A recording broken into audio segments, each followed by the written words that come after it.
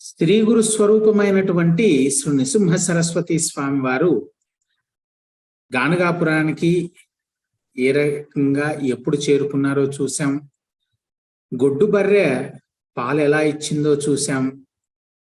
బ్రహ్మ రాక్షసుడికి మోక్షం ఎలా కలిగిందో చూసాం.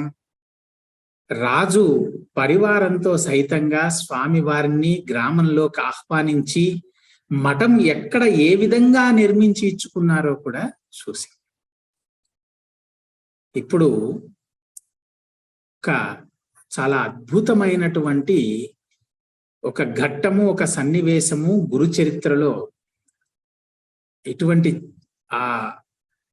ఆ సన్నివేశం అది మనం చదివినప్పుడు ఇలా జరిగింది అని అది మనల్ని ఎంతో పునీతులను చేస్తుంది, పరమ పవిత్రులను చేస్తుంది. ఎందుకు అని అంటే ఒక సద్భక్తుడు, ఒక మహాయోగి, సద్గురువు, త్రిమూర్తి స్వరూపము, దైవ స్వరూపం, వీరిద్దరి మధ్య ఆ బాండింగ్ ఎలా ఉంటుంది? ఒకరినొకరు ఎలా ఒకరేమో సేవిస్తారు, ఒకరేమో సేవింపబడతారు.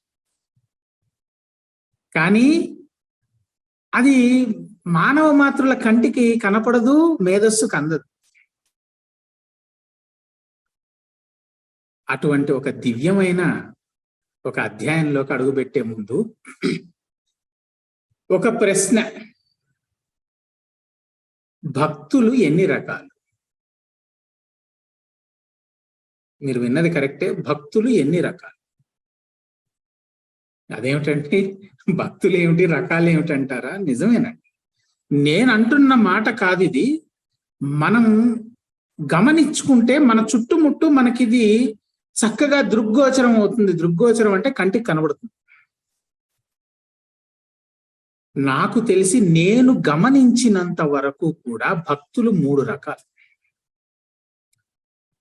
మొదటి రకము పరమోత్కృష్టమైన భక్తులు. వారు ఎక్కడ నుంచైనా ఎటువంటి స్థితిగతుల్లోనైనా సరే వారి భక్తి ద్వారా దైవాన్ని పొందగలుగుతారు. వారి దృష్టి ఎప్పుడూ కూడా వేరే విషయాల మీదకి మరలదు. వారి మనస్సు, బుద్ధి కూడా ఎప్పుడూ కూడా దైవం మీదే లగ్నమై ఉంటుంది. వారు ఏదైనా పలికితే అది లోక కళ్యాణార్థమై ఉంటుంది. భగవంతుడి కార్యాన్ని అది నెరవేర్చే విధంగా ఉంటుంది. ఒక చిన్న ఉదాహరణ చెప్పుకుందాం. నారద మహాముని వారు ఉన్నారు. వారు మామూలు వారు కాదండి, బ్రహ్మ మానస పుత్రులు. అలాగే త్రిలోక సంచారులు. నిత్యము కూడా నారాయణ జపం చేస్తుంటారు. వారు ఏదైనా పలికితే, వారేదైనా ఒక చేష్ట చేస్తే లోక కళ్యాణార్థమే ఉంటుంది, దైవ కార్యం నెరవేర్చే విధంగానే ఉంటుంది. సామాన్య మానవులకి అది వేరే రకంగా కనపడుతుంది. అలాగే ఒక సద్భక్తుడు, ఎందుకంటే నారాయణుల వారికి మహాభక్తుడు నారదుల వారు. వారిద్దరి మధ్య ఆ బంధం ఏదైతే ఉంటుందో అది విడదీయరాంది. అది మనలాంటి సామాన్యులకు అది అర్థం కాదు. అదంతే. ఇంకా దాని గురించి మాటల్లో వర్ణించలేము, బుద్ధితోటి దాన్ని మనం గ్రహించలేము. అలాంటి ఒక మహాపరమోత్కృష్టుడైన ఒక మహాభక్తుడు ఉండేవాడు కుమశిగి గ్రామంలో. కుమశిగి, ఈరోజు దాన్ని కుమశిగి అని పిలుస్తారు. మీరు కుమసి అని అడిగారు అనుకోండి గానగాపురంలో, ఏంటది అంటారు. నేను ఒక ఆశ్చర్యపోయిన ఒక విషయం చూశాను. నాకు తెలిసిన వాళ్ళు కొంతమంది ఒక 5-6 ఏళ్లుగా గాణగాపురం వెళ్ళిపోయి రిటైర్ అయిపోయిన తర్వాత అక్కడే ఉండిపోయారు. వాళ్ళని అడిగాను, అయ్యా కుమసి వెళ్ళాలి. కుమసి ఏమిటండి అన్నారు. అంటే పాపం వాళ్ళు గాణగాపురంలోనే ఉండిపోయారు కానీ ఆ చుట్టుపక్కల ఉన్నటువంటి శ్రీగురుడు పావనం చేసినటువంటి క్షేత్రాలు మరి వాళ్ళకి తెలియదు. వాళ్ళు నిజంగా ఎక్కడికి వెళ్ళలేదు. నేను కొంచెంసేపు ఆలోచనలో పడ్డాను, మరి వీళ్ళని మళ్ళీ అడిగితే మళ్ళీ బాధపడతారేమో.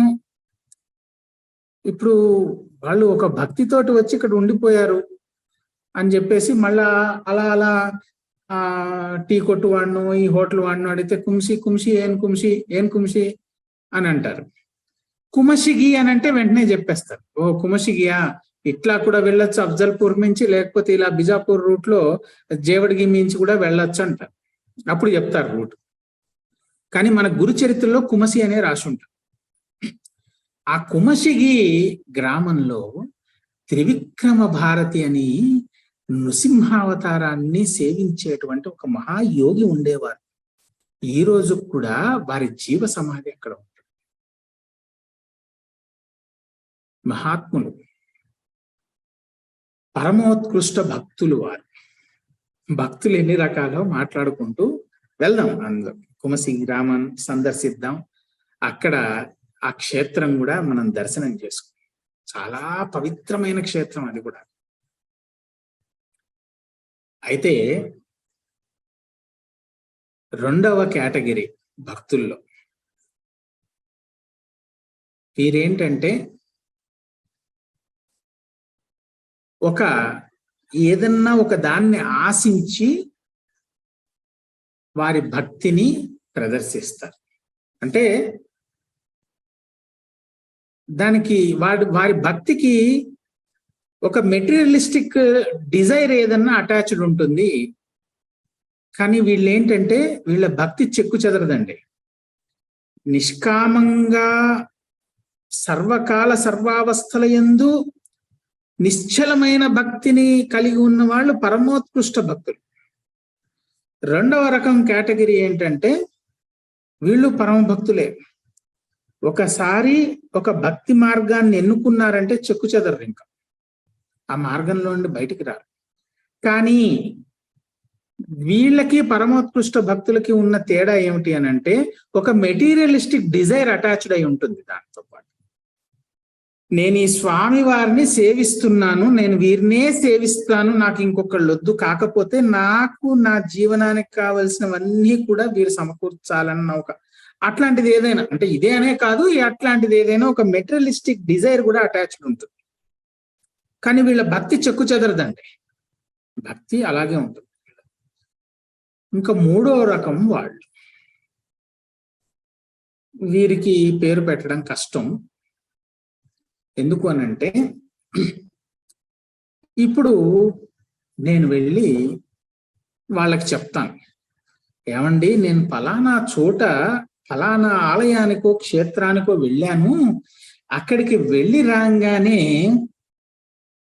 మా అబ్బాయికి అమెరికా వీసా వచ్చేసిందండి, మా అమ్మాయికి పెళ్లి సంబంధం కుదిరిపోయింది, ఎప్పటి నుండో మేము పెండింగ్ లో పెట్టుకున్న ఇల్లు మొదలుపోయింది, ఏదో అలా మెటీరియలిస్టిక్ కి సంబంధించింది ఏదన్నా ఒకటి చెప్తాం. ఇంకంతే,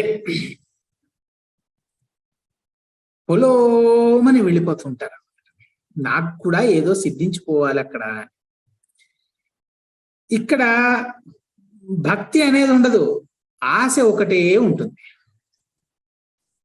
ఆశ ప్రధానం, భక్తి ప్రధానం కాదు. వాళ్ళకి ఏదో జరిగిపోయింది, నాకు కూడా జరిగిపోవాలి ఇప్పుడు ఇక్కడ. అలా జరగలేదనుకోండి, వారి నోట వెంటే వచ్చే మాటలు చాలా తేడాగా ఉంటాయి. అది మీరు అందరూ కూడా గమనించే ఉంటారు అటువంటి వారిని. నేనేమి ప్రత్యేకించి చెప్పని అవసరం లేదు. అంతేకాకుండా సరే, ఇక్కడ ఎవరో చెప్పారు వెళ్తున్నారు, ఆ వెళ్ళే వాళ్ళు ఊరికినే వెళ్ళి రారండి, వెళ్తారు, వస్తారు.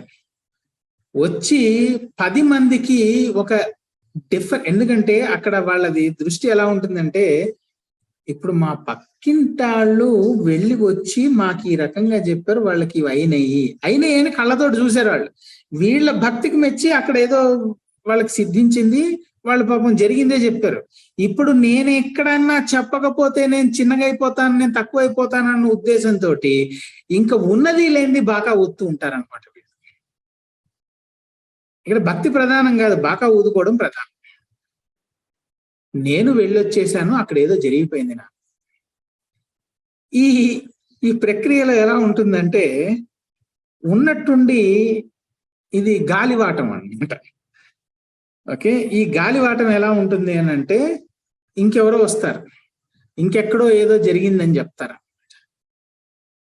ఈ గాలివాటం అటు మారుతుంది, ఈ తెరచాప అటు ఎగురుతుంది, ఆటోమేటిక్ గా పడవ అటు మరులుతుంది, ఇంకా అటు వెళ్ళిపోతూ ఉంటారు. మళ్ళీ వచ్చేసి మళ్ళీ ఈసారి ఈ ఈ విషయాల గురించి ఒక ఇది జరుగుతూ ఉంటుంది. భగవంతుడికి మటుకు ఎప్పుడూ కూడా అందరూ ఒకటే. ఎవరెవరి కర్మ సారాన్ని అనుసరించి వారికి ఫలితాలను అనుగ్రహిస్తూ ఉంటారు. వారికి అందరూ సమదృష్టే, వారికేం తేడా లేదు. అయితే ఎందుకు ఈ మాట చెప్పుకున్నామనంటే, రాజు పరమ భక్తుడు వచ్చాడు, దర్శనం చేసుకున్నాడు స్వామివారిని ప్రతినిత్యము. వారికి మఠంలో వారి అనుష్ఠానానికి, వారు నివసించడానికి వారికి కావలసినవన్నీ రాజు సమకూరుస్తున్నారు. ఇప్పుడు ఈ వచ్చే వాళ్ళ తాకిడి ఎక్కువైపోయింది. ఆ వచ్చే వాళ్ళ తాకిడి ఎలా ఉంటుంది అని అంటే, ఇవన్నీ ఎందుకు చెప్పుకుంటున్నామో కాసేపట్లో మీకు అర్థమవుతుంది, కొద్దిగా ఓపిక పట్టండి. ఎందుకంటే భగవంతుడు ఎప్పుడూ కూడా నాకు ఇది కావాలి, నువ్వు ఇది పెట్టు అని అడగరు. ఈ చేసే వాళ్ళంతా కూడా ఎందుకు ఈ ఎక్కువగా ఈ వచ్చేదంతా కూడా ఈ మూడో రకం భక్తుల వల్లనే. స్వామి నాకు పలాంది ఇచ్చేస్తే నీకు మెట్టుకో దీపం వెలిగిచ్చేస్తాను, స్వామి నాకు పలాంది ఒకటి చేసేస్తే 108 కొబ్బరికాయలు కొట్టేసేస్తాను, అమ్మ జగన్మాత మీరు నాకు ఇది ఇచ్చేసేస్తే మీకు కంచో బనారసో పట్టు చీరలు సమర్పించు. ఇవన్నీ మనలాంటి మనుషులు చేసేవి. స్వామివారు ఏం కోరరు, అమ్మవారు ఏం కోరరు. వారికి ఎందుకండి, ఈ సమస్త సృష్టే వారిది. వారికి మనం ఇచ్చేది ఏముంటుంది? నేను ఇచ్చేసానని చెప్పుకోవడానికి ఏముందండి? వారిస్తే మనం బతుకుతున్నాం, మనం ఇస్తే వారు నిజంగా అలా ఉంటుందా? ఒక్కసారి ఆలోచన చేసి చూడండి. కానీ వచ్చిన భక్తుడు ఎటువంటి వాడైనా సరే, మొదటి రకమైనా సరే, రెండో రకమైనా సరే, మూడో రకమైనా సరే, వారు అలా స్తబ్దుగా ఉండిపోతారు, గమనిస్తూ ఉంటారు, అలా చూస్తూ ఉంటారు. సమర్పించావనైనా సమర్పించు. అది నువ్వు ఎంత భక్తి భావంతో సమర్పించావనే దాన్ని బట్టి ఆయన స్వీకరిస్తారు. దీనికి ఒకటే ఉదాహరణ భాస్కర శర్మ యొక్క ఉదంతము. అక్కడికి కూడా వస్తాం, అప్పుడు కూడా మాట్లాడతాం భాస్కర శర్మ ఉదంతం. అలా ఈ వచ్చిన వాళ్ళు ఏం చేస్తారంటే, స్వామి వారికి పట్టు శాలువాలు కప్పుతారు, అగరు ధూపాలు చిమ్ముతారు, అలాగే చందన గోరోచనాది అన్ని అలంకారాలు చేస్తారు, పుష్పమాలలు వేస్తారు. అవసరం ఉన్నా లేకపోయినా, స్వామివారు కోరినా కోరకపోయినా వారిని పల్లకిలో కూర్చోబెట్టేసి ఊరేగింపులు చేసేస్తారు. స్వామివారు ఏమన్నా కోరతారా? వారేం కోరరు. అసలు స్వామివారు గాణగాపురంలోనే అడుగు పెట్టలేదు. వారు అక్కడ నర్సోబావాడిలో కానీ, లేకపోతే టోక్వాడాలో కానీ, టోక్వాడ అంటే మళ్ళీ ఏమిటో అనుకుంటారేమో, మన పర్లి వైద్యనాథ్, అక్కడ కానీ వారు ప్రజల్లో బహిర్గతం అయిపోవడం చేతే వారికి అది ఇష్టం లేకనే వచ్చేసి ఇక్కడ గాణగాపురంలో సంగమం దగ్గర అడవిలో సంచరించారు కదా. వారికి ఇవన్నీ వద్దు కదా. వారు ప్రశాంతంగా వారి తపోదీక్షలో వారు ఉండాలి. వారు ఎక్కడున్నా కూడా లోకల్ల కళ్యాణార్థం వారు కొన్ని కార్యాలు చేస్తారు. కానీ ఇంకా తప్పదు, మేము అడవిలో ఉన్నా, ప్రజల మధ్యలో ఉన్నా, జనుల యొక్క, సర్వజీవుల యొక్క ఉద్ధరణే మాకు సమ్మతం గనక మేము వచ్చాం అని వారు. కానీ ఒకరి మీద ఒకరు పోటీకి చేసే చేష్టలు ఉంటాయి కదా ఎక్కడైనా కూడా. ఆ పోటీ చేష్టల కారణంగా ఒక్కొక్కళ్ళు వస్తున్నారు, ఒక్కొక్క రకమైన ఇవి చేస్తున్నారు. ఆ మాట కుమసిగి గ్రామం ఉందే, అక్కడ త్రివిక్రమ భారతి అనే ఒక ఉత్కృష్టమైన సన్యాసి వారు ఉన్నారే, వారు విన్నారు. ఎందుకంటే ఆ గ్రామ ప్రజలు, ఇప్పుడు మనం కుమసి ఒకవేళ గానగాపురం నుండి వెళ్ళాలంటే గంట ప్రయాణం, ఇటు అఫ్జల్పూర్ మీద నుండి వెళ్తే 42 కిలోమీటర్లు, అటు జేవడిగి మీద నుంచిగా వెళ్తే 35 కిలోమీటర్లు. కానీ ఒకప్పుడు జేవడిగి మీద నుండి రూట్ బాగుండేది కాదు, ఇప్పుడు బ్రహ్మాండమైన రూట్ వేస్తారు. ఎట్లా వెళ్ళినా కూడా ఒకటే ఉన్నాయి, అదే 45 నిమిషాల నుండి గంట ప్రయాణం. ఆ ఊళ్ళో వాళ్ళు కూడా వీరు నృసింహోపాసకులు కదా, మన కుమసిగి గ్రామంలో ఉన్న త్రివిక్రమ భారతి వారు సన్యాసులు. వారు కూడా సాధారణంగానే నాలాంటి సామాన్యులు వారిని ఆశ్రయిస్తూ ఉంటారు ఏదో ఒక విషయానికి. అలాగే ఒకసారి మాటల్లో ఎవరో శ్రీ నృసింహ సరస్వతి స్వామి వారి గురించి ప్రస్తావన త్రివిక్రమ భారతి వారి దగ్గర తీసుకొస్తే ఆయన అంతా బానే ఉంది, కానీ వారు యతి అంటున్నారు, కానీ సన్యాసాశ్రమ ధర్మానికి విరుద్ధంగా భోగాలను అనుభవిస్తున్నారు, ఇది మటుకు నాకు నచ్చలేదని సరే. కానీ ఇందాక చెప్పుకున్నాం, మరి అలా అన్నప్పుడు శ్రీగురుడికి కోపం రావాలి కదా, అనుగ్రహం ఎందుకు కలిగింది? ఎప్పుడైనా నారదుల వారి మీద శ్రీమన్నారాయణులు ఆగ్రహించగా చూశారా? ఎందుకు అనంటే, నారద మహాముని వారు ఏదైనా ఉచ్చరించినా, ఒకటి ఏదైనా కార్యం చేసినా లోక కళ్యాణార్థమే ఉంటుంది. అది మహనీయులకే అర్థం అవుతుంది. అలాగే వీరి మాట ఎందుకన్నారు?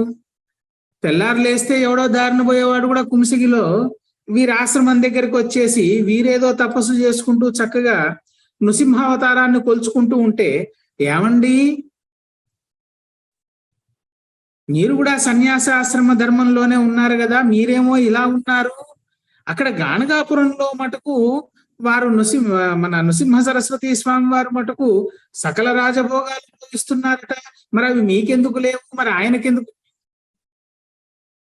ఇవే కదా, మనం మామూలుగా ఉండం కదా, ఊరికనే కూర్చోం కదా ఎక్కడాను. ఆయన ఏం చేశారంటే, ఎందుకంటే ఇందాకే చెప్పుకున్నాం, ఒక పరమోత్కృష్టమైన భక్తుడికి భగవంతుడికి కంటికి కనిపించనటువంటి ఒక ఆ బాండింగ్ అనేది ఉంటుంది. అందుకే ఆయన ఏం చేశారంటే, ఇప్పుడు ఒకటి గుర్తుపెట్టుకోండి, ఎప్పుడైనాను లోకంలో సహజంగా ఎటువంటి సాగుతుందంటే, నేను వచ్చి మీ దగ్గర ఒకళ్ళ గురించి ఒక మాట మాట్లాడాను అనుకోండి, అక్కడితో ఆగను నేను, మళ్ళీ వెళ్ళి మీ గురించి అవతల వ్యక్తి దగ్గర కూడా మాట్లాడతాను. ఇది నా నైజం, మానవ నైజం. అది త్రివిక్రమ భారతి వారికి తెలుసు ఆ విషయం. అరే వీడు ఇక్కడ నా దగ్గరికి వచ్చి ఈ విషయం మాట్లాడాడనంటే, నేను మాట్లాడింది తప్పకుండా తీసుకెళ్లి శ్రీగురుడి దగ్గర కూడా చెప్తారు. దానివల్ల 2 ఉపయోగాలు చూడండి. ఒకటి, శ్రీగురుడు నాకు దర్శనం అనుగ్రహిస్తాడు. అదేమిటండి మరి ఈయన వెళ్ళలేరా అంటే, వారు యోగపూర్ణులు, వారు కూడా అనుష్ఠాన కార్యక్రమాలు కొన్ని ఉంటాయి, అందులో కొన్ని దీక్షలు ఉంటాయి. ఆ దీక్షలు మధ్యలో వదిలిపెట్టి వెళ్ళడానికి ఉండదు. అందులో వారు కూడా తపస్సు చేసుకుంటున్న వారే. రెండవది, వీరు కేవలం భక్తులే, వారికి తెలుసు ఆ విషయం. అక్కడ ఉన్నది భగవంతులు, వారు సర్వాంతర్యామి, వారు తలుచుకుంటే 2 నిమిషాల్లో వస్తారు. ఆ విధంగా త్రివిక్రమ భారతి వారికి 2 ఉపయోగాలు ఏమిటి? వారి ఆశ్రమం పావనం అవుతుంది వీరి పాదధూళి చేత. రెండవది, వారి దర్శన భాగ్యం కలుగుతుంది. అందుకే జగన్నాటకం అంటారు ఒకటి. జగన్నాటక సూత్రధారి అయినటువంటి ఆ నారాయణుడు గాని నారదుల వారు గాని వారు చేసే లీలలు అలాగే ఉంటాయి. అలాగే ఈయన ఏం చేశారనంటే ఒక చిన్న మాట అన్నారు. ఆ యోగి సన్యాసాశ్రమ ధర్మానికి విరుద్ధంగా రాజభోగాలు అనుభవిస్తున్నాడు. వీడు ఆగుతాడా ఇక్కడ? వీడికి ఇంకా మనసాగదు. ఏమండి పట్టుకెళ్ళిపోయాడు గానగాపురానికి. ఏమండి ఆయన ఫలానా ఆయన మిమ్మల్ని దూషణ చేసేస్తున్నాడు. ఇక్కడ ఉండేది ఇంత, వీడు పెంచాడు ఇంత, దాన్ని పెంచేసి మొత్తం ఆ టామ్ అనేది చేసుకుంటూ ఊరంతా చాటింపేసుకుంటుంది. అది మెల్లగా అలా రాజుగారు ఉన్నారు అక్కడ, ఆయన నిత్యము స్వామివారిని సేవిస్తున్నారు. కళ్ళతోటి చూశాడు ఆయన స్వామివారి లీల ఎలా ఉంటుంది, ఆ బ్రహ్మరాక్షసుని ఏ రకంగా అనుగ్రహించాడు ఆయనకి తెలుసు వీరేంటనేది. ఇంకా తట్టుకోలేకపోయాడు. ఎందుకంటే ఇటువంటివి ఎలా ఉంటాయంటే, ఇంతున్న దాన్ని చిలువలు పలువలు చేసి ఇంత పెద్దది చేయండి, జనాలకి మామూలుగా ఆగదు. అది విని విని వారి రాజుగారికి కూడా పాపం మనసు క్లేశం కలిగింది. స్వామి ఏమిటిది? ఆ యోగి ఆయన ఒక యోగియే కదా, ఆయన మరి మీరు త్రిమూర్తి ఆత్మకులను తెలుసుకోలేకపోతున్నాడా? ఎందుకు ఇలా అజ్ఞానంలో ఇటువంటి నింద చేస్తున్నాడు మీ మీద? వెంటనే అతన్ని మీరు వారించాల్సిందే, లేకపోతే నేను వినలేను స్వామి ఇటువంటివి మీ గురించి. కళ్ళతోటి మీ శక్తి ఏమిటో మీరు ఏమిటో అనేది నేను గ్రహించుకున్నాను చూసి. అటువంటిది మీ గురించి ఇటువంటి నిందలు వస్తుంటే ప్రతిరోజు నేను వినలేను స్వామి. ఆయన పాపం ఆయన అన్నది ఒక్కసారే, వాడు మోసుకొచ్చి 4 ఊళ్ళల్లో చెప్తే 4 ఊళ్ళల్లో ఉన్నోళ్ళు పని కట్టుకొని టామ్ వేసింది. అది ప్రతి ఒడు రోజు వాగుతూ ఉంటాడు. ఇదే కదా మన కర్తవ్యం. అది మనం చేయకపోతే మనం ఆగలేం. కాబట్టి వెంటనే స్వామివారు అన్నారు, సరే రాజా. ఎందుకంటే స్వామివారితో పాటు కొంతమంది ముఖ్యులైన శిష్యులు ఉన్నారు. వారు స్వామివారు కాశీ బదరీ క్షేత్రంలో ఉన్నప్పటి నుండి వారి వెంబడి ఉన్నవాళ్ళు. కొంతమందిని స్వామివారు ఒక్క ఇద్దరిని తప్పిస్తే స్వామివారి వెంబడి ఎవరు లేరు. వారు కేవలం స్వామివారి సేవకే ఉన్నారు. మరి ఎక్కడ వారు కనపడరు, వారు ప్రకటన కూడా కారు. స్వామివారు శిష్యుల వైపు చూస్తే వారు కూడా, వారికి తెలుసు. ఎందుకంటే స్వామివారి సమక్షంలో నిత్యము, ఇప్పుడు సిద్ధుడు ఉన్నారు, మన గురు చరిత్రలో చెప్తారు, సిద్ధుడు నిత్యము కూడా స్వామివారి సేవలో తరించినటువంటి వారికి తెలీదా? వారి పాదధూళి చేత పావనమైనటువంటి జీవనాలు ఎన్నో వారికి అర్థమైపోతుంది. కాదు ఇదేదో ఒక లీల జరుగుతోందని. ఆ లీల కోసం ఎదురు చూస్తున్నారు. వైశాఖ మాసంలో దశమి రోజు స్వామి వారిని పల్లకీలో కూర్చోబెట్టి ఉత్సవంగా నదీ మార్గం గుండా కుమసి గ్రామం చేరింది ఉత్సవం. ఈ రోజు కూడా వైశాఖ దశమిలో ఆ ఉత్సవం వస్తుందండి. కళ్ళు 2 సరిపోవ చూడ్డానికి. సరిగ్గా 12 గంటల ప్రాంతానికి అక్కడికి చేరుకుంటుంది ఉత్సవం కుమసికి. భీమా నదీ తీరంలో, అక్కడ అమరజ ఉండదు, భీమా నది ఒక్కటే ఉంటుంది. ఆ భీమా నదీ తీరంలో ఆ ఆశ్రమానికి చేరుకుంటుంది అనమాట. అసలు వర్ణించడానికి ఈ నాలుక సరిపోదు, మాటలు సరిపోదు, ఇంత దివ్యంగా ఉంటుందన్నమాట. స్వామివారు ఇక్కడికి చేరుకున్నారు. చేరుకునేటప్పటికి మీలో ఎవరైనా కుమసికి వెళ్ళుంటే మీరు గమనించుంటారు. ఒకప్పుడు అంటే కేవలం చిన్న ఆశ్రమం ఉండేది, చాలా చిన్నగాను. అలాగే త్రివిక్రమ భారతి వారి జీవ సమాధి ఒకటి చాలా చిన్నగా ఉండేది. ఇప్పుడు మనం వస్తే ఏంటంటే ఈ జొన్న తోటల్లోంచి చెరుకు తోటల్లో నుండి మార్గం ఉంటుంది. మెయిన్ గేట్లోకి అడుగు పెట్టంగానే మనకి క్షేత్రపాలకులు ఇద్దరు ఉంటారు ఇక్కడ. ఒకరు మహాగణపతి వారు, రెండవది ఆంజనేయ స్వామి వారు క్షేత్రపాలకులు. అది దాటి ముందుకు వస్తే మనకి మొట్టమొదట భీమా నది తీరము, అక్కడి నుండే నేరుగా చూస్తే సంగమం కనబడుతుంది, మఠం కనబడుతుంది మనకి చక్కగా. అయితే ఆ తీరానికి వచ్చారు. ఆ తీరంలో కూడా స్వామివారు తీరంలో కాలు మోపినప్పుడు అక్కడ రాజు స్వామి వారికి పాదాభిషేకం చేశారు. అక్కడ దానికి గుర్తుగా, అంటే ఇప్పుడు సిమెంట్ చప్టాలాగా వేశారు కింద దాకాను, అక్కడ వారు అక్కడ పాదం మోపారని చూపించడానికి గుర్తుగా అక్కడ ఒక శివలింగము పాదుకలు ఉంటాయి ఇప్పటికి కూడా. చిన్నగా, చాలా చిన్నగా ఒక మందిరం లాగా ఉంటుంది. అక్కడి నుండి పైకి వచ్చారు స్వామివారు. పైకి వచ్చేటప్పటికి అది ఒడ్డు, భీమా నది ఒడ్డు. త్రివిక్రమ భారతి నృసింహస్వామి వారి తపో దీక్షలో ఉన్నారు, ధ్యాన నిమగ్నులై ఉన్నారు. ప్రతిరోజు కూడా నృసింహావతారము త్రివిక్రమ భారతి స్వామి వారికి అలా మనోనేత్రంలో దర్శనమిచ్చేవారు. అలాంటి తపో దీక్షలో వారు ఉన్నప్పుడు స్వామి వారు రాజు పరివార సమేతంగా కూడా ఒడ్డున నిలిచారు. వారలా ఒడ్డున కాలు పెట్టి నిలబడ్డారో లేదో, లోపల ఆశ్రమంలో తపోధ్యానంలో ఉన్నటువంటి త్రివిక్రమ భారతికి వెంటనే నృసింహుడి స్థానంలో శ్రీ నృసింహ సరస్వతి స్వామి వారి యొక్క దివ్య దర్శనం కలిగింది. ఆశ్చర్యపోయాడు ఒక క్షణం, ఏంటి. వెంటనే ఒక దివ్యవాణి వారికి మటుకే వినిపించింది. నా గురించి ఏమిటి నీ సంశయం? త్రివిక్రమ, నువ్వు నృసింహుడి పరమ భక్తుడివి కదా, రోజు వారి సాక్షాత్కారం కలుగుతుంది కదా, ఇప్పుడు చెప్పు, నా గురించి నీకున్న ఆక్షేపణ ఏంటి?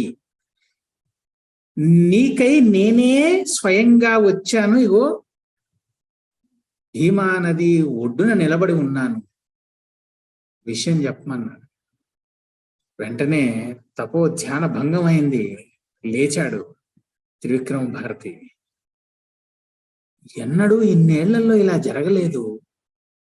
తపో దీక్షలో నృసింహస్వామి బదులు నృసింహ సరస్వతి స్వామి వారు దర్శనమిచ్చారు ఎతి రూపం. దివ్యమైన తేజస్తో వెలిగిపోతుంది అది. వెంటనే ఆయనకి అర్థమైపోయింది, పరుగున ఎక్కడైతే స్వామి వారు నిలబడి ఉన్నారో రాజు పరివార సమేతంగా ఇక్కడికి వచ్చాడు. వచ్చేసి, స్వామి, ఇంతకాలానికి మీ దర్శనం అయింది, నా అపరాధాన్ని మన్నించండి అని స్వామి వారి పాదాలకు నమస్కారం చేశాడు. దీన్ని త్రివిక్రమ భారతి విశ్వరూప సందర్శన క్షేత్రం అని పిలుస్తారు. వెంటనే స్వామివారు వారొక్కరే కాకుండా అక్కడున్న రాజు పరివారము అంతా కూడాను, మొత్తం కూడాను అందరూ ఎతుల్లాగానే, అందరూ శ్రీ నృసింహ సరస్వతి స్వామి వారి లాగానే దర్శనం. ఆశ్చర్యపోయాడు. ఒక దివ్యవాణి మటుకే వినపడుతుంది, త్రివిక్రమ, నా గురించి నీకున్న ఆక్షేపణ ఏంటి? నీ ఆశ్రమానికే వచ్చి అడుగుతున్నాను, నా గురించి నీకున్న సందేహం ఏంటి? నువ్వు నృసింహస్వామి వారికి నిత్యము మానస పూజ చేస్తావు కదా, వారి దర్శనం, మానసిక దర్శనం నీకు కలుగుతోంది కదా, నృసింహుడిని అడిగి నాపై నీకున్న ఆక్షేపణ ఏంటి, అనుమానం ఏంటి కనుక్కొని నాకు చెప్పమన్నారు. ఒకటి, అంతటి విశ్వరూప దర్శనం వల్ల ఆయన శరీరము, బుద్ధి, ఆత్మ అన్నీ కూడా జాగరూకతం అయిపోయినాయి. ఒక్కసారిగా నువ్వు మనోనేత్రం తెరుచుకున్నది. ఏమీ అర్థం కాలేదు. ముందుగా చుట్టూ తిరుగుతున్నాడు, ఎటు చూసినా నృసింహ సరస్వతి యతి స్వరూపాలే కనబడుతున్నాయి. వెంటనే తండ్రి నృసింహ, స్వామి నృసింహ, క్షమించండి, మీ శక్తి తెలియక, మీరు త్రిమూర్తి స్వరూపం అని తెలియక ఆక్షేపణ చేశాను. ఇంతకాలానికి మీ దివ్య దర్శనం కలిగింది. తండ్రి, నాపై దయ ఉంచి మీ నిజస్వరూపం ఏదో, మీరేదో దర్శనం ఇవ్వండి అని అంటే, ఆ మనోనేత్రం పండుగ చేసుకునే విధంగా విశ్వరూప దర్శనం ఇచ్చారు. మహాసుదినం త్రివిక్రమ భారతి యొక్క జన్మ, అది ధన్యం. ఇంకా అంతే. ఎలాగైతే అర్జునుడికి, భీష్ముల వారికి శ్రీకృష్ణుల వారు విశ్వరూప దర్శనం ఇచ్చారో, అది మనోనేత్రంతో చూసినటువంటి సంజయుడు కూడా ఏ విధంగా అయితే పులకించిపోయాడో అదే స్థితి కదా త్రివిక్రమ భారతి వారు. అంతకాలం జీవితాంతం నృసింహుడికి మానసిక పూజ, తపో దీక్ష చేసినందుకు ఫలితంగా అది లభించింది.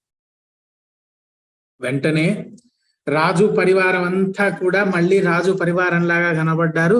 శ్రీ నృసింహ సరస్వతి యతి వారు దర్శనమిచ్చారు. ఇంకా వారి పాదాలు పట్టుకొని విడవలేదు. క్షమించండి తండ్రి, అలా ఏమీ లేదు నాయన. అప్పుడు చెప్పారు, భక్తుడు ఏ రకమైన మానసిక స్థితితోటైనా సరే, ఏ రకమైన కోరికతోటైనా సరే, ఏదైనా తీసుకొచ్చి భగవంతుడికి సమర్పించవచ్చు. స్వీకరించడం, స్వీకరించకపోవడం భగవంతుడి డిస్క్రిప్షన్ లో ఉంటుంది. వారి ఇష్టం. ఇచ్చారు కదా అని, అది నా మీద ఉంది కదా అని. ఎందుకంటే వారు మానవ శరీరంతో అవతరించారు. వీళ్ళు ఎంతసేపటికి ఈ భక్తులు, అన్ని రకాల భక్తులు, పరమోత్కృష్టమైన భక్తులు, అచంచలమైన భక్తే, కానీ కొన్ని లౌకికమైన వాంఛలతోటి ఆశ్రయించిన వారు, కేవలం వారి కోరికలు తీర్చుకోవడానికి మటుకే భక్తి నటిస్తూ వచ్చిన వాళ్ళు. ఇటువంటి వాళ్ళందరూ తెచ్చిన కానుకలు అన్నీ కూడా నరదేహంతో అవతరించిన తర్వాత నారాయణుడికి కూడా తప్పదు కదా. అందుకే ఆయన భయపడి 7 కొండల మీద దాక్కున్నాడు. మనలాంటి వాళ్ళని తట్టుకోలేక ఈ పొలోమని వస్తారు. అన్ని వారు స్వీకరించినా స్వీకరించకపోయినా పెట్టేసేయండి, అక్కడ కప్పేసేయండి, శాల్వాలు పెట్టేసేయండి, నైవేద్యాలు, అది ఏదైనా సరే చిమ్మేయండి, అగరధూపాలు రాసేయండి, గంధాలు, శ్రీగంధాలు. వారికి ఎందుకండి? అవన్నీ వారి సృష్టిలో ఒక చిన్న భాగం. వారు స్వీకరించారా లేదా కూడా మనకు అనవసరం. మనం అమ్మేశాం అంతే, చుట్టుముట్టుపోయాం అంతే. త్రివిక్రమ భారతి సర్వస్వ శరణాగతి చేశారు. స్వామి, ఇంతకాలానికి నా తపస్సు ఫలించింది, నన్ను అనుగ్రహించి శిష్యుడిగా స్వీకరించమన్నారు. స్వామివారు అనుగ్రహించి, నాయనా నేను కూడా వచ్చేస్తానన్నారు. ఆయన అవసరం లేదు, ఇక్కడే ఉండు, నీ ఆశ్రమంలోనే ఉండు. నువ్వు నిత్యము ఏదైతే నృసింహావతారాన్ని సేవిస్తున్నావో దాన్నే సేవించు, దాన్నే తపస్సు జపంలోనూ తపంలోనూ నువ్వు సేవించు. నీకు మరుజన్మ లేదు నాయన, దీంట్లోనే తరించిపోతావు. నువ్వు చేసే పూజలన్నీ కూడా నాకు అందుతున్నాయి. నువ్వు ఎక్కడున్నా నేను ఆశీర్వదిస్తున్నాను.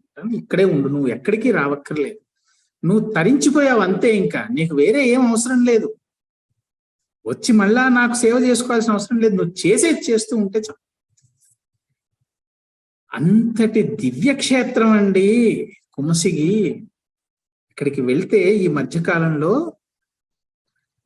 ఆ దివ్యమైన క్షేత్రం ఎక్కడైతే విశ్వరూప సందర్శనం అనుగ్రహించారో త్రివిక్రముడికి, అక్కడ చిన్న మందిరం ఉంటుంది, స్వామివారి పాదుకలు, ఒక దివ్య లింగం ఉంటాయి. అసలు అక్కడికి వెళ్ళంగానే ఈ ఒడ్డునే భీమా నది, అక్కడ విశ్వరూపం అనుగ్రహించినటువంటి ఆ క్షేత్రం, ఎదురుకుండా గాణగాపుర క్షేత్రం, సంగమం, మఠం అన్ని కనబడుతూ ఉంటాయి. ఇంకా తపోక్షేత్రం కదా, ఎవరికి నోట మాట రాదు, అలా ఉండిపోతారు. ఇక్కడ స్వామివారు అనుగ్రహించి త్రివిక్రమ భారతి వేడుకున్న మీదట వారి ఆ వేడుకోల్ని మన్నించి అనుగ్రహించినటువంటి పాదుకలు ఉంటాయి. వాటిని అర్చించుకున్న శ్రీ నృసింహ సరస్వతి స్వామిని, శ్రీ దత్తాత్రేయ స్వామి వారిని నేరుగా కొలుచుకున్నట్టే. అంతటి మహాక్షేత్రం.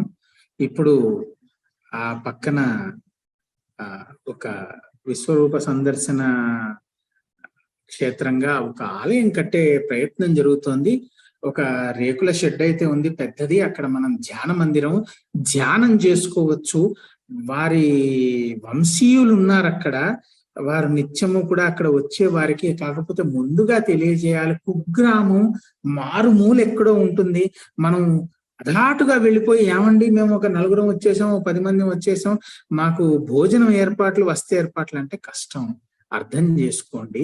వీలైతే మీరు అటువంటి చోట్లకు వెళ్ళేటప్పుడు మీతో పాటు కొంత సామగ్రిని తీసుకెళ్ళండి. ఇంత బియ్యము, వరి నూకో, గోధుమ నూకో, ఏదో మీ శక్తానుసారం, మీ భక్తానుసారం పట్టుకెళ్ళండి. ఎందుకంటే ఎవరు వచ్చినా కూడా ఆ ఇంటి వారు లేదనకుండా అతిథి సత్కారం చేస్తారు, భిక్ష ఇస్తారు. కాకపోతే మనం ముందుగా చెప్పాలి వారికి. లేకపోతే అధాట్న వెళ్ళిపోయి మేము వచ్చేసామండి మాకంటే కష్టం. మనం గురుచరిత్ర పారాయణ చేసుకుంటాను, అక్కడ ఉంటానంటే కూడా ఒక 2-3 రోజుల ముందు చెప్తే వారు వస్తే ఏర్పాటు చేస్తారు. ఇప్పుడు భక్తులు కొంతమంది పూనుకుంటే వారి జీవ సమాధి ఒక మందిరం ఏర్పాటైంది. శ్రీపాద శ్రీవల్లభుల వారి యొక్క దివ్య మందిరం ఒకటి ఏర్పాటైంది. ఆ ప్రాంతం కొద్దిగా ఇప్పుడే కాస్త, ఒకవేళ భక్తులు కొద్దిగా ఎక్కువ మంది వచ్చినా కూడా తట్టుకునే విధంగా కొద్దిగా వస్తువులు ఇప్పుడిప్పుడే ఏర్పడుతున్నాయి. కానీ మహాక్షేత్రం అది కూడా, అక్కడ కాలు పెట్టి మనం ఒక పూట అక్కడ ఉండగలిగితే మనలోని దోషాలు తొలగిపోవడానికి ఇంకంతకంటే ఇంకంతే, నేనేం చెప్పలేను అనమాట. అటువంటి దివ్యమైన క్షేత్రం కుమసికి. త్రివిక్రమ భారతి వారు అంత చక్కటి పరమోత్కృష్ట భక్తులు వారు. వారి అదృష్టం చూడండి. ఎక్కడో మనం శ్రీకృష్ణుల వారి ఆ అవతార కార్యంలో వింటాం, ఎక్కడ సంజయుడు, భీష్మ పితామహులు, అర్జునుడు వీళ్ళ కొసగినటువంటి ఆ దివ్య దర్శనమైనటువంటి విశ్వరూపం మళ్ళీ ఈ కలియుగంలో 700 సంవత్సరాలకు పూర్వం శ్రీ నృసింహ సరస్వతి స్వామి వారు దత్తాత్రేయ స్వరూపం వారు త్రివిక్రమ భారతికి అనుగ్రహించినటువంటి. అంటే ముందుగా ఒకటి ఆలోచించిన, త్రివిక్రమ భారతి ఎంతటి భక్తుడైతే అటువంటి అవకాశం లభిస్తుంది. అటువంటి అంతటి భాగ్యం, అది అవకాశం కాదు, భాగ్యం. భాగ్యం మరి అటువంటి క్షేత్రంలో మనం కాలు పెడితే మనకెంత పుణ్యం ఆలోచించండి. ఎప్పుడైనా వీలైతే వైశాఖ మాసంలో దశమి నాడు మన సంగమ తీరంలోను స్వామివారి ఆరతి అయిపోయిన తర్వాత పల్లకి ఉత్సవం, ఊరేగింపు బయలుదేరుతుంది. ఒక పడవ కూడా చక్కగా అలంకారం చేసి సిద్ధంగా ఉంచుతారు. ఎక్కడైతే నీళ్లు ఎక్కువ ఉంటాయో అక్కడ ఇంకా కాలినడక వదిలేసి పల్లకి తీసుకొని పడవలో బయలుదేరతారు. అక్కడ ఎదుర్కోలుకి కుమసికి ఎంత సన్నద్ధం అవుతుందంటే అసలు ఆ ఉత్సవం వర్ణించడానికి నాకు దత్తుడు అనుగ్రహించిన భాగ్యం అని ఒకటి రెండు పర్యాయాలు స్వామివారు అనుగ్రహించారు, ఆ దర్శన భాగ్యం కలిగించారు. గాణగాపురం అంతటి దివ్యమైన క్షేత్రం మరొకట్లేదు. అసలు ఈ భూమి మీద దత్తాత్రేయ స్వరూపాలు, గురుస్వరూపాలు ఎక్కడెక్కడైతే వారు స్వయంభూ అవతారంగా అవతారం దాల్చారు, అలాగే వారు ఎక్కడెక్కడ తమ పాదం మోపి మోక్షులకు మోక్షాన్ని అనుగ్రహించారో, సద్భక్తులను అనుగ్రహించారో, అటువంటి క్షేత్రాలన్నీ పరమ పవిత్రం. ఒక పిఠాపురం, ఒక కురువాపురం, ఒక గాణగాపురం, ఒక కాశీ, ఒక మాహుర క్షేత్రం, ఒక నరసోబావాడి, ఒక దూతుపాపేశ్వర్, ఇలా చెప్పుకుంటూ పోతే గిర్నార్, కాలాడుంగర్, దత్త జన్మస్థానం ఎన్నున్నాయండి మహాక్షేత్రం. అందుకే ఇది వేదభూమి, అందుకే ఇది పుణ్యభూమి, అందుకే ఇది కర్మభూమి. ఇక్కడ పుట్టిన మనం అందరం కూడా ఏదో ఒక జన్మలో ఎంతో కొంత పుణ్యం చేసుకున్న వాళ్ళమే.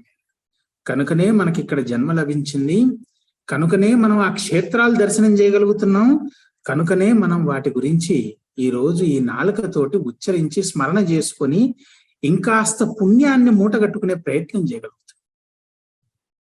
ఇంతకంటే అదృష్టం ఏముంటుంది?